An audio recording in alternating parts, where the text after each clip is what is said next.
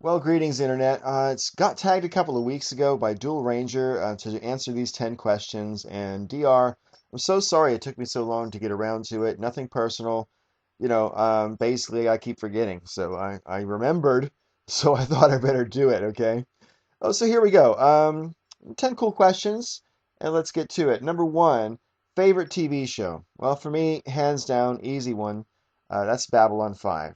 I've been a fan of Babylon 5 ever since I watched the very first episode that I watched, which wasn't the first episode of Babylon 5, but um, I've loved it ever since then, though. And back when it was on television, it's difficult when now if people would start watching it now could only ever watch it on a DVD or whatever. So you couldn't really appreciate the level of anticipation and suspense that would build up from one week to the next. The season number one isn't so much like a serial, but every season gets a bit more like a serial to the point where in season three, you don't have to necessarily see every single episode in order to follow the plot line, but it certainly helps. And the the way Babylon 5 was written is very much like a very grandiose novel.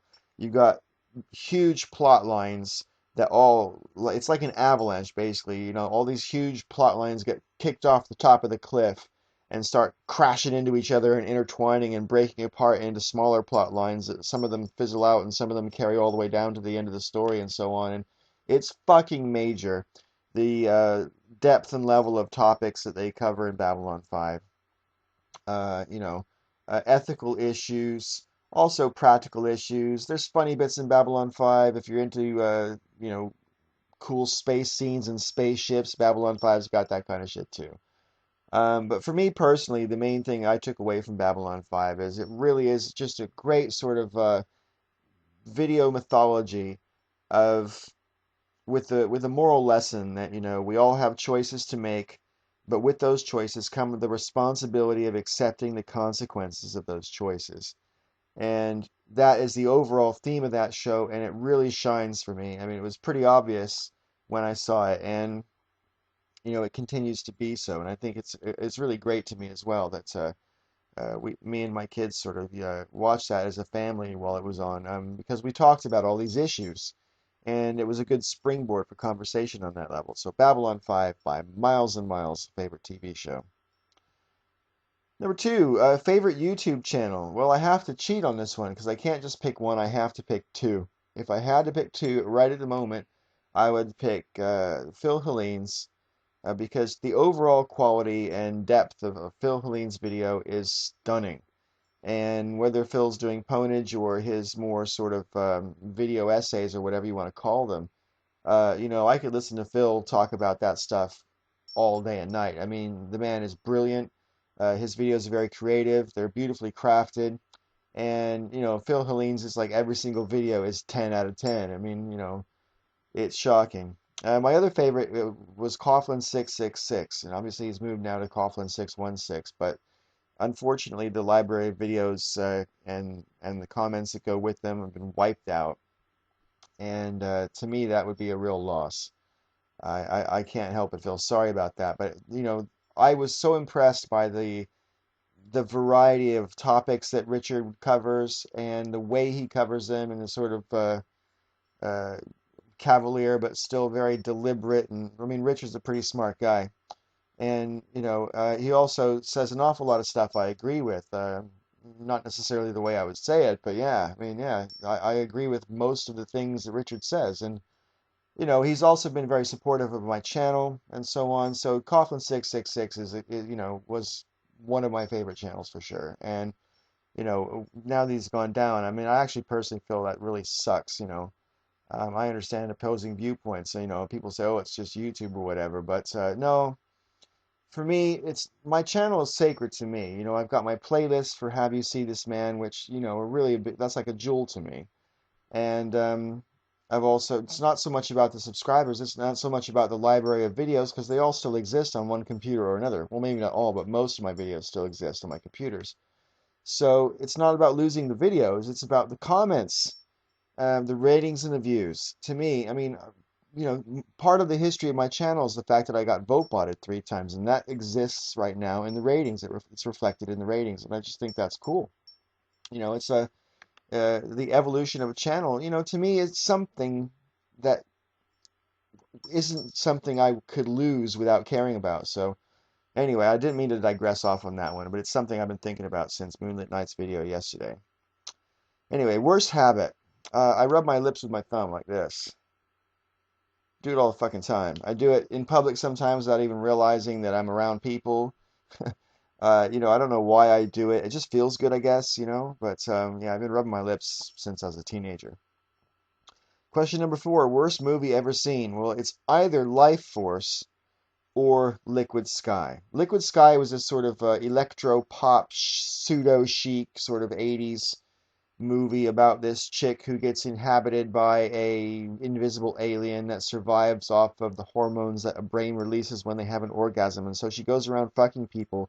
And when the person she fucks has an orgasm, they disappear because the alien absorbs their life energy at that moment or something like that. And she goes around saying, "I kill with my cunt." That line being the only decent thing about that movie. It was horrendous in every way. It was supposed to be all stylish and stuff, and it just failed in every level. So that, Liquid Sky, but also Life Force. I saw that in a cinema. I saw Liquid Sky on HBO, but I actually spent money in the cinema to see Life Force. So I have to say, for that reason, Life Force is the worst movie I ever saw because I saw it in a cinema.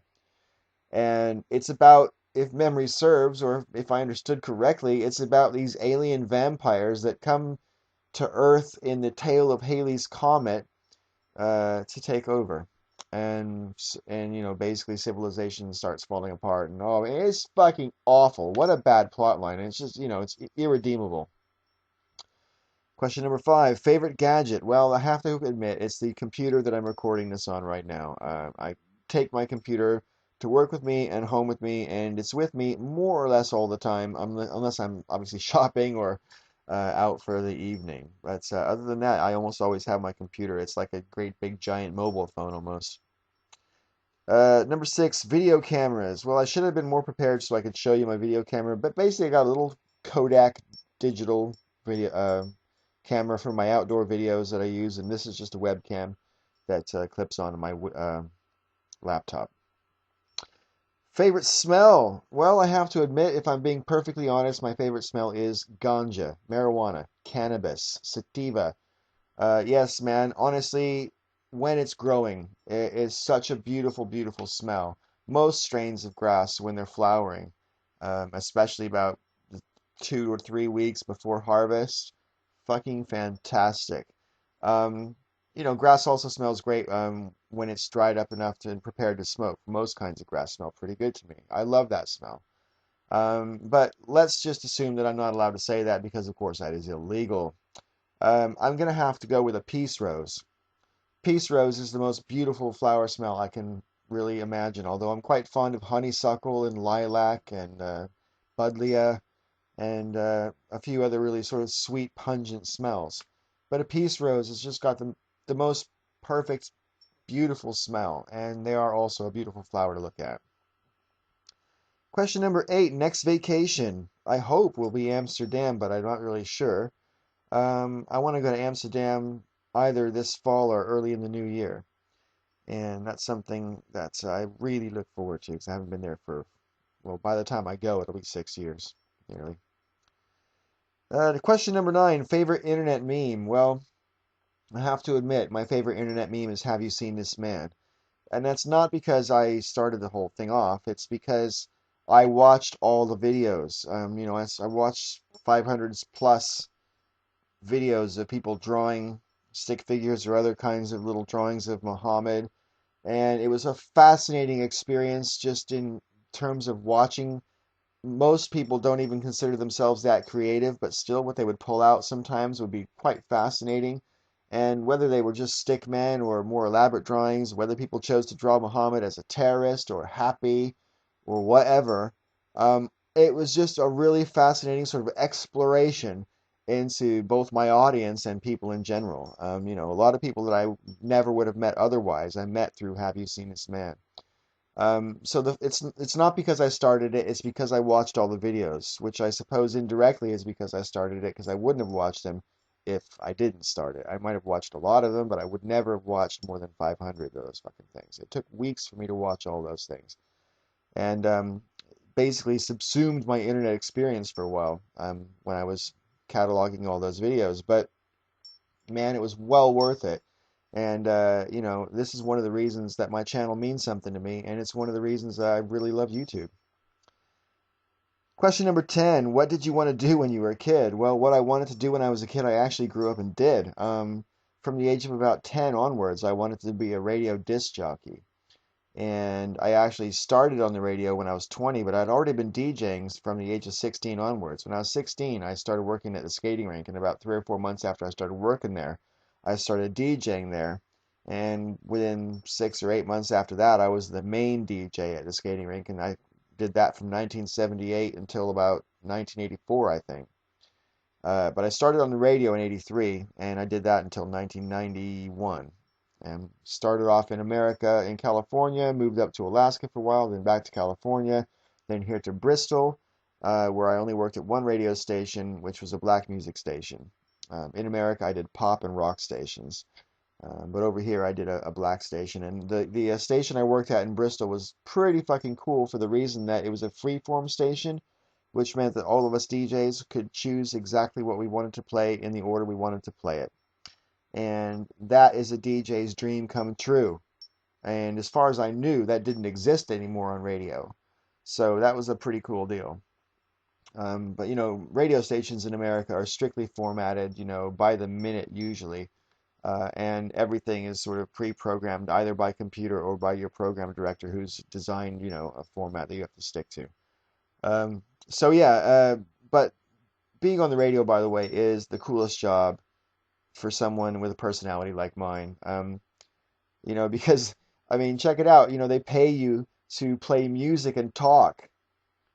How much cooler can it get than that? Especially for someone like me. I mean, music is my favorite thing in life, just about. And I can talk and talk and talk until the cows come home. So, and it gave me an opportunity to be sort of creative and flamboyant. And I also made a lot of commercials, so I was creative in that way. In my career on radio, I made more than 500 commercials, um, and I got to write most of those as well. So that was a lot of fun. And for me, having a chance to be creative like that, but also because you're on the radio and people don't necessarily know what you look like, there's also a bit of mystique that goes on there. And that level, that minor level of ambiguity about what you might or might not look like, you can play on that when you're entertaining people and stuff. It's really good fun. I love being on the radio, and it's one of the main things I miss about California. Anyway, this has Got That Funk, and I want to thank you, Dual Ranger, for tagging me for this one. I'm sorry it took so long to get to. This was a good one, a lot of fun. And thanks for watching, everybody, and may all your ups and downs be ups.